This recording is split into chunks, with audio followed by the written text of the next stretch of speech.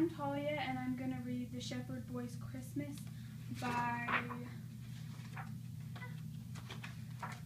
Bushu. Sorry.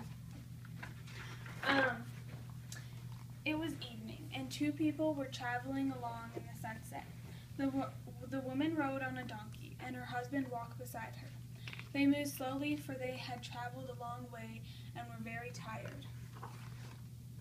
On the hillside, the little shepherd boy watched them go. He had become used to strangers, for many people had come to Bethlehem to pay their taxes. But he felt worried for this couple, for he knew that in the town all the inns and houses were full, and they would have trouble finding a place to stay. I know, thought the little shepherd boy. They could sleep in the stable behind our house. It won't be as comfortable as the inn, but it's clean and dry and warm, and better than nothing. I'll go quickly and tell them, he said, and he began to run down to the town. Back on the hillside with his sheep, the little shepherd boy sat cross-legged by his fire and warmed himself. He thought about the couple called Mary and Joseph, whom he had talked to, and helped to find a place to stay. He knew that in some way they were rather special people, though he didn't know why. It was a quiet and peaceful night, and the stars burned brightly.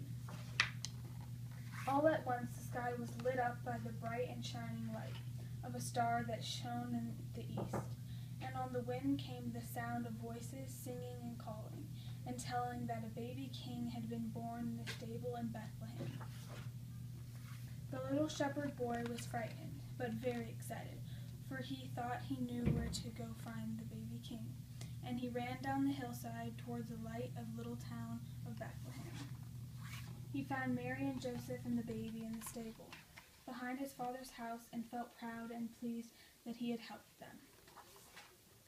And suddenly it was morning, and a bright and beautiful morning, and a little shepherd boy guided his sheep across the pasture. He was thankful and happy that he'd been the first to know about the birth of the baby king. Jesus is his name, he said softly to himself. They've called him Jesus. The end.